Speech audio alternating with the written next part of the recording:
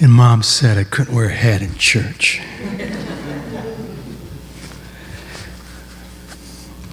Morning. Morning. The hero, that's you. The journey, that's your life. In any good story, stuff happens. In your life, stuff happens. And on a good day, we get stuff done, don't we? How was your day off, someone asked. Well, you might say, I vacuumed the car, took the kids to school, and washed the dog. Or cleaned the car, washed the kids, and took the dog to school, whatever you do. You feel a sense of accomplishment. But if you ask psychologist Erik Erikson what needs to get done, and by the way, you can't ask him. He's been dead since '87. He would give you a different answer. He might be thinking, Erikson, I know that name. Think back to Psych 101, or if you were smart in high school, you had psychology as a senior elective. He was somewhere couched in between B.F. Skinner. Do you remember the pecking pigeons? I felt so sorry for them. And whatever Freud was talking about, he was somewhere in the middle. But Erikson said that there are 8 specific tasks that a healthy person must accomplish. He called them stages of psychosocial development, things we need to do, or crises we need to overcome in order to develop into a healthy adult. That sounds like a lot, right? Hercules had 12. We only have 8, all right? With each task or crisis, Erikson said, in each stage you will experience a conflict. And this conflict is something you're going to work through, you're going to master, achieve, or you'll fail. And if you don't achieve it, you won't have that sense of accomplishment. If you do, you will. You'll have that sense of mastery that will serve you the rest of your life. You might be tempted to think, no wonder my life is such a mess. I must have messed up on one of the stages.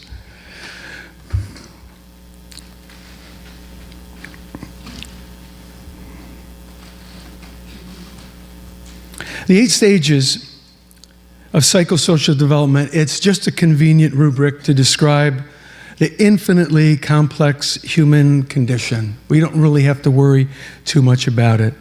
This morning we'll consider 3 of those tasks or crises that need to get done, and we'll do it through the eyes of Everett, Pete, and Delmar, the Oh Brother, Where Art Thou Boys.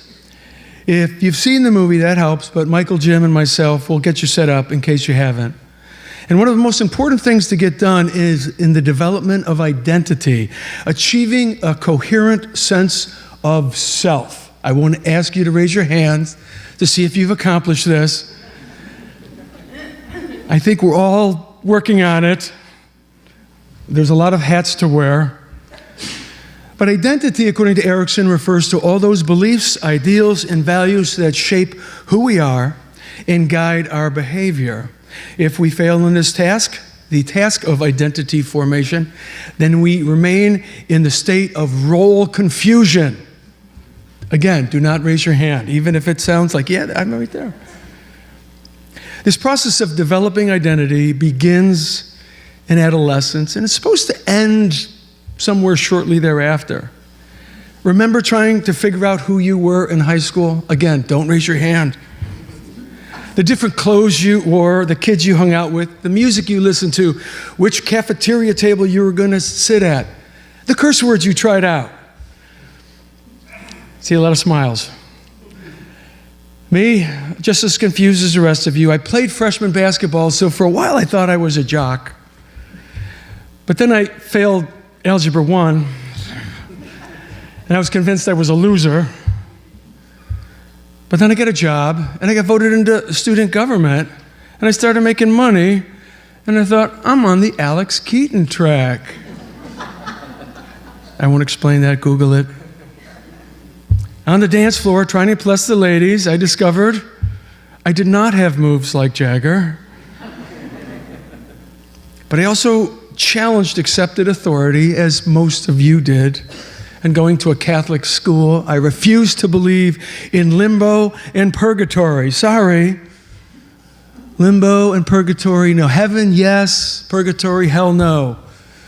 Not hell, no, but heaven and hell. See how confusing it can get? We wear a lot of hats. We have a lot of questions. Eventually, we figure it out. According to Erickson, development of our personal identity gives each of us an integrated and cohesive sense of self that endures throughout our lives, only if that could be true. Our sense of personal identity is shaped by our experiences and our interactions with others. It is this identity that helps guide our actions and beliefs and behaviors as we age. Kind of important, don't you think? Maybe. Until you take Philosophy 101 and find out that the whole idea of the self is just an illusion anyway. That's next year's message, guys. We'll work on something, I don't know. But let's check in with the Soggy Bottom boys, the Oh Brother, We're Out There boys, and see what the things they're working through. They've just escaped a chain gang. You guys can get into position. They've just escaped a chain gang and they're trying to figure out questions of leadership. This is a ragtag bunch, but they encounter a blind man pumping his way down a lonely railroad track on a pushcart. And this blind seer poses a unique insight into the human condition. Will they listen? How will they respond? Wait a minute. Who elected you leader of this outfit? Well, Pete, I just figured it should be the one with the capacity for abstract thought. But if that ain't the consensus view, hell, let's put her to a vote. Suits me. I'm voting for yours truly. Well, I'm voting for yours truly, too. Okay, I'm with you fellas. Hey, mind if we join you, old-timer? Join me, my sons. You work for the railroad, Grandpa? I work for no man. Well, got a name, do you? I have no name. Well, that right there may be why you've had difficulty finding gainful employment. You see, in the mart of competitive commerce, You seek a great fortune, you three who are now in chains. And you will find a fortune, though it will not be the fortune you seek. But first you must travel a long and difficult road. A road fraught with peril, and pregnant with adventure. You shall see things wonderful to tell. You shall see a cow on the roof of a cotton house. And oh, so many startlements.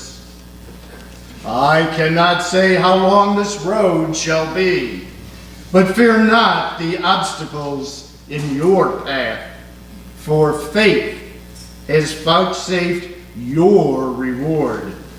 And though the road may wind, and yea, your hearts grow weary, still shall ye follow the way even unto your salvation.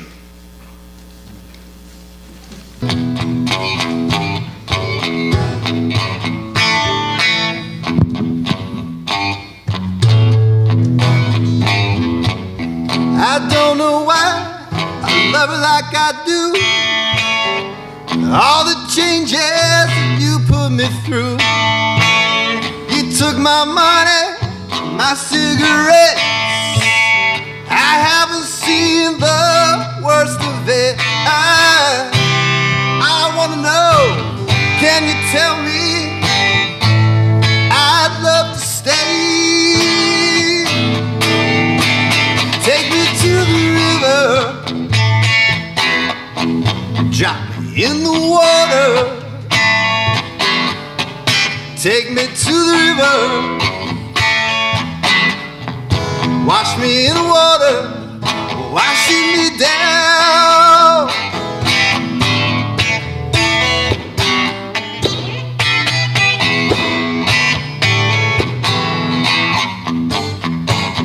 I don't know why you treat me so bad. Think of all the things we could have had. Love is an ocean I can't forget. My sweet 16 I would never regret. I wanna know, can you tell me? I'd love to stay. Oh, take me to the river. Push me in the water. Push me in the river. Wash me in the water. Washing me down. Washing me. Hug me. Squeeze me. Love me. Tease me. Till I can't. Till I can't take it no more. Take me to the river. Drop me in water. Take me to the river. Wash me in the water. Washing me down.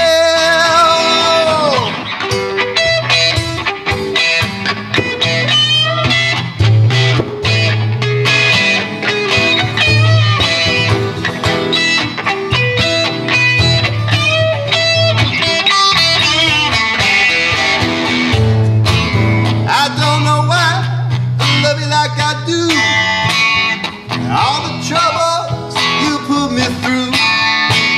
F-16 candle here on my wall. And here I am, the biggest fool of them all. I wanna know, can you tell me? I wanna stay. Take me to the river. Wash me in the water. Take me to the river. Wash me in the water. Washing me down. Washing me down.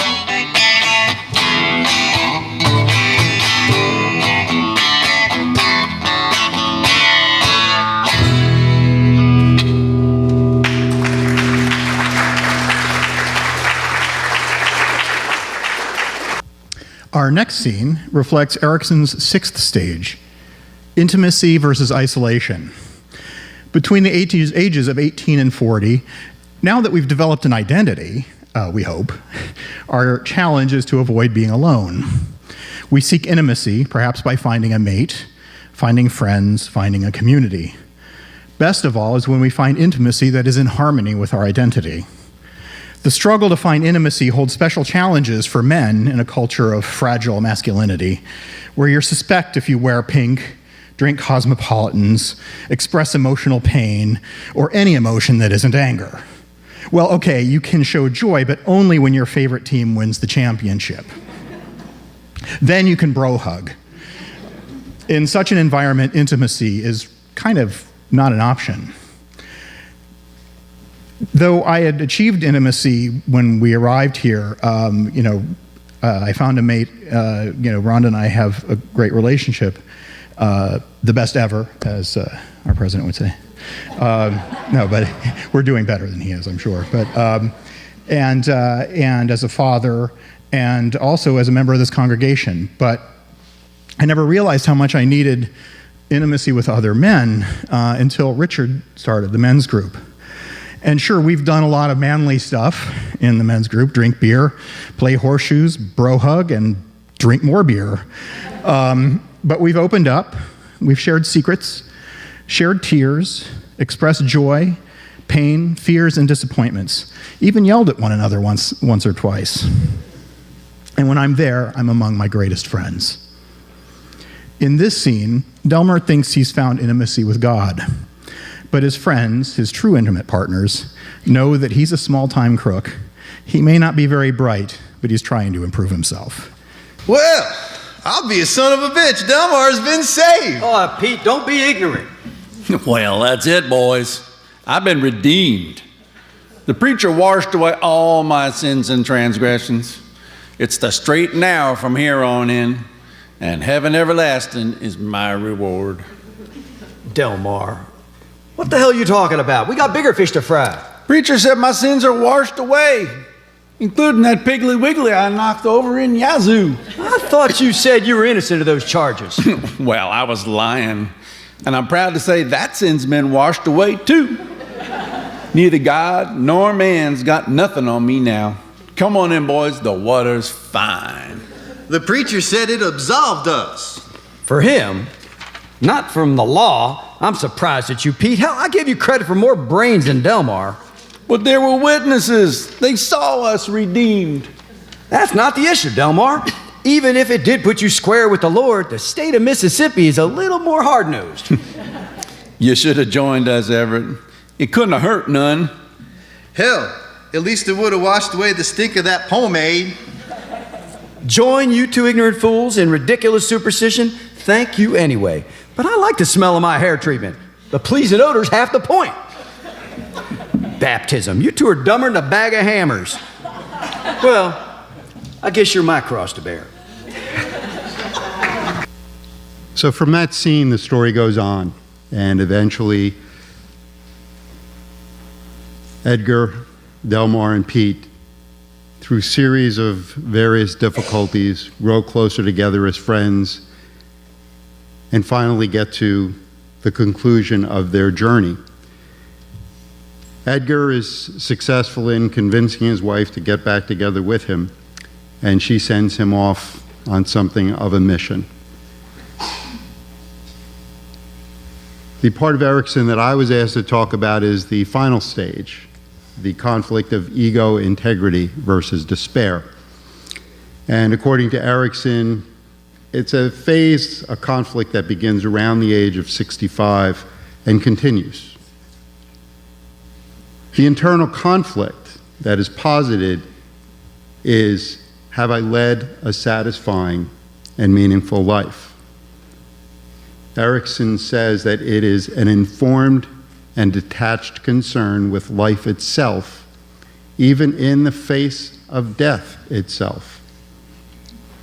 According to Erickson, if the answer is yes, I have led a meaningful life, then the conflict resolves in favor of ego integrity.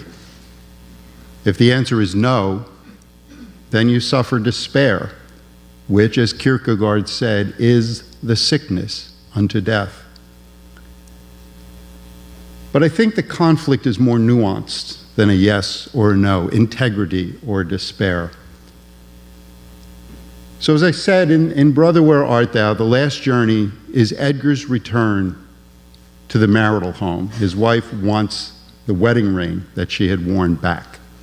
So he has to go back to the marital home to get it. But it's dangerous. The home is located in a valley that is scheduled to be flooded the next day. And even knowing this, even knowing that they're all at risk of death, Pete and Delmar aren't asked to go. They just go to help Edgar. And throughout the movie, the three of them have been pursued by Sheriff Cooley, who is basically the bad guy. And as they get to the marital home, Sheriff Cooley is there waiting for them, with 3 graves dug and nooses hanging over a tree. They know they've met the end of their journey.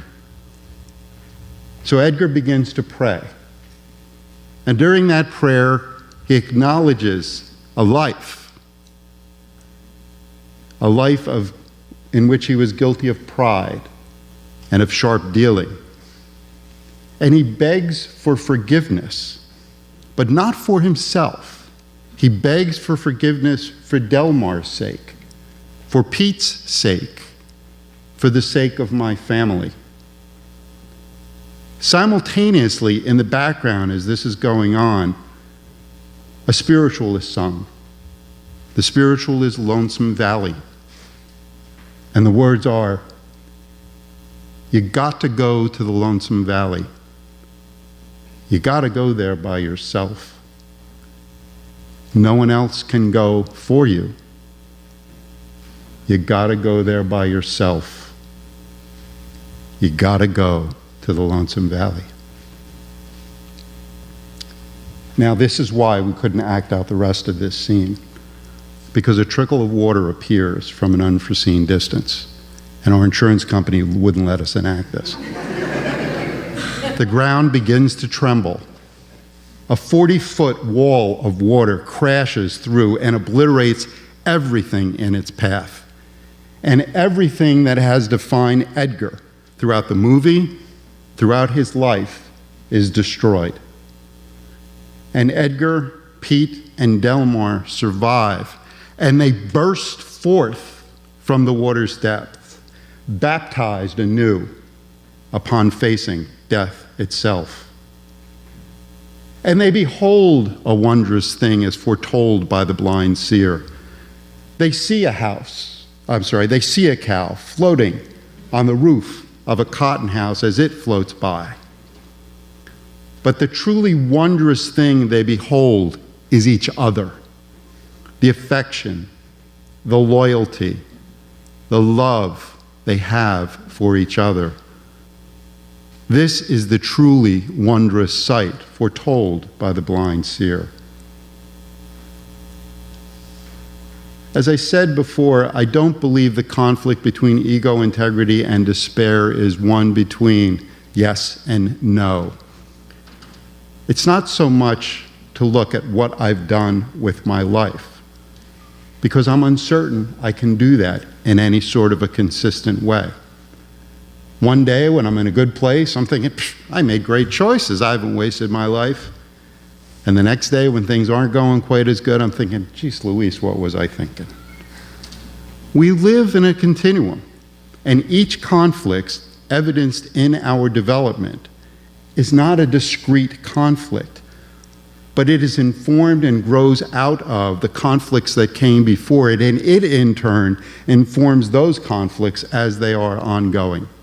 So to stand back and subjectively say, I've got ego integrity, or I've got despair, or I can experience these, is difficult. But for me, one of the objective meaningfulness measures in my life, in other words, one measure by which I find meaningfulness in my life, is to look back at the choices I have made which led me to the people who are a part of my life. If I am surrounded by people who will go with me to the Lonesome Valley, not into, no one can do that, but if I am surrounded by people who will go with me to the Lonesome Valley, and by people who I would follow to the Lonesome Valley, then perhaps I can safely be content where my choices have taken me. As we sit here today, we are fortunate. For if we look carefully, there are many such people in our lives, be they in our family, at our work, among our friends, among us who gather here on Sunday, among us who gather here for other things, and among us who gather in the men's group. But saying that, we have to acknowledge that none of us is perfect. As Michael said, we've yelled at each other in men group because sadly, yet wonderfully and comically, we all have a bit of Delmar, a bit of Pete, and a bit of Edgar in all of us. And knowing that we are humans merely being, we celebrate the choices which brings each of us here. For while we go into the Lonesome Valley by ourselves, before we go into the Lonesome Valley, we get there together. When I first signed up to do the reading of this poem, that was 3 months ago, I certainly didn't expect to be in the condition that I was here today. But I wanted to do it, and I want to do it now more than ever. The poem is entitled, "The Old Man is Like Moses." It's a very surreal poem, translated, I believe, from the Portuguese. You can't find it on the internet. Try, I couldn't find it. But Bud Smith, working another one of his wonders, where's Bud? Found it, gave it to me, and I said, Bud, this is pretty cool, I'm gonna work with it. So who was Moses? He appears to be an amalgam of several historical and mythological people adapted by the Israelis to explain their transition out of Egypt, slavehood, into a free and thriving community occupying the promised land, the land of Canaan. Now, it would be a mistake, as I started to do, to get too far into the weeds of trying to figure out who he was too completely or too unerringly. He is, as we have always imagined him to be, that grizzled old man in long robes, leading throngs of followers across the desert to a land of peace. Now, Moses, as often happens in biblical stories, insulted the God of Israel. They're always insulted the God of Israel, and God of Israel is always getting back at them, just the way things are done. And he insulted him, and the vengeful God of the Israelis said, just for that, you can see the promised land, but you can't enter. And the question we're going to ask ourselves is, by seeing the promised land, was he self-actualized? Was that it for him? So he climbed up on Mount Nebo and he peered down at it. And I wondered, what did he think? I've gotten these people so far. Oh, I'm so happy. Or did he think, what a rotten deal this is? How can he do this to me? Or what I think he probably did was imagined all that was to come, that he had produced through his efforts.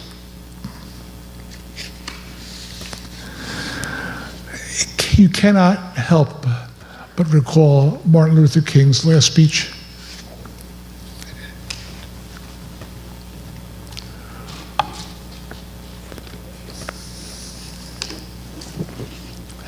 Where he uses a lot of the same words. I've gone up to the top of the mountain, I've seen the promised land. And he says, I may not get there with you. How could you hold a dry eye when you see him say that? But he had achieved his self-actualization. He knew what he was here for. He knew what he had to do, and he knew he had done it. Despite an assassin's bullet.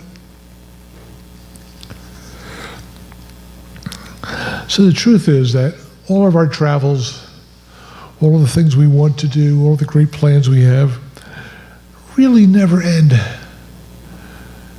Every trip starts with a beginning and an end, but the end of every trip always has another beginning right behind it.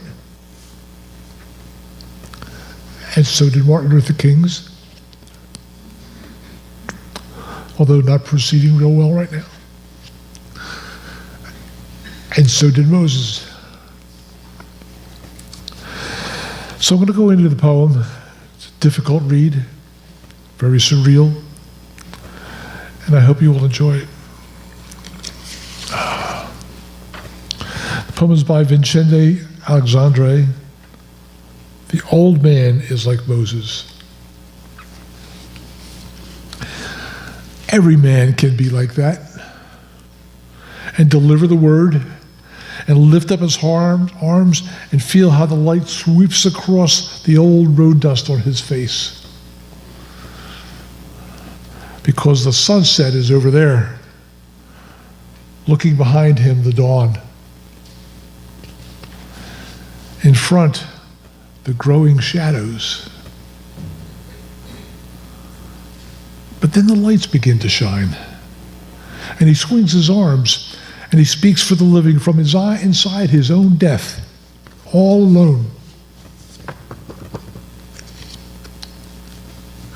Because like Moses, he dies, not with the useless tablets and the chisel and the lightning in the mountains, but with words broken on the ground, his hair of fire, his ears singed by the terrifying words. And the breath is still in his eyes and the spark in his lung, and his mouth is full of light.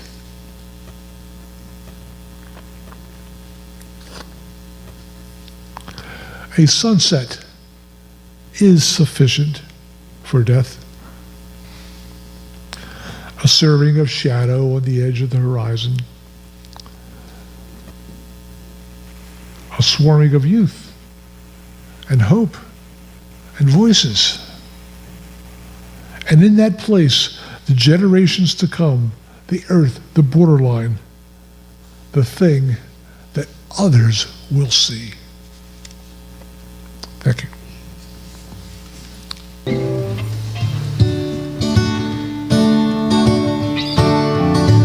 Of constant sorrow all through his days, of constant sorrow all through his days.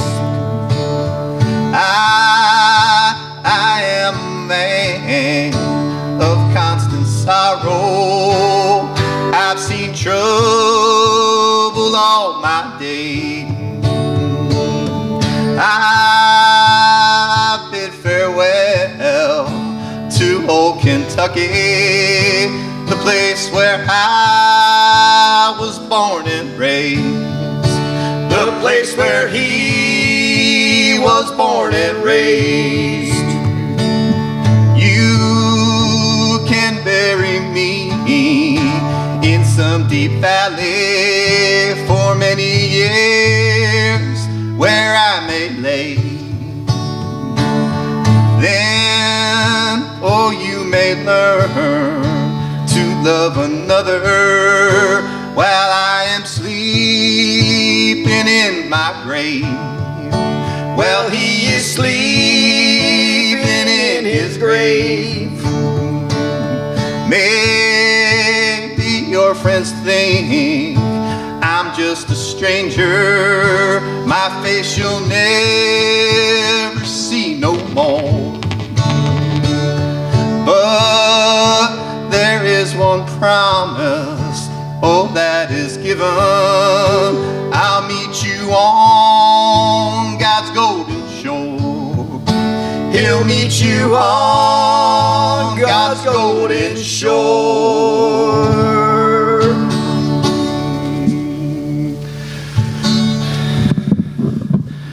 For this next one, please join in on the chorus if you would like to. I'm sure you know the words.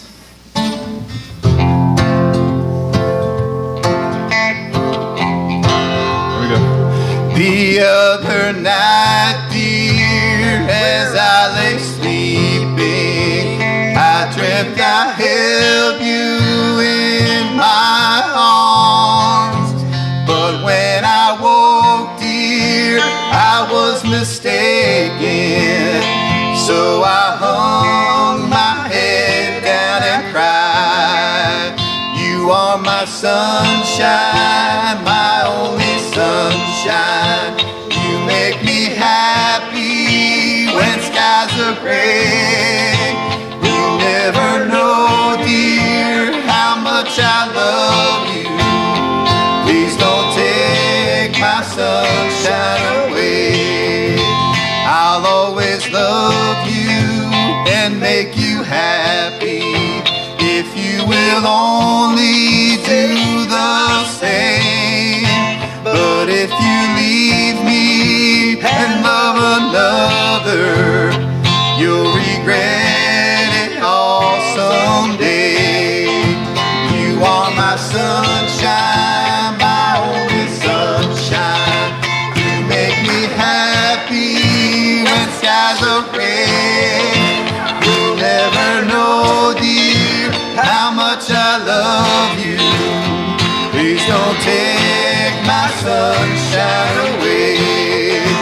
You told me once, dear, you really loved me, and no one else could come between. But now you've you've left me and love another, and you have shattered all of my dreams. You are my sunshine, my only sunshine. You make me happy when skies are gray. You'll never know, dear, how much I love you. Please don't take my sunshine away. No, please don't take my sunshine away.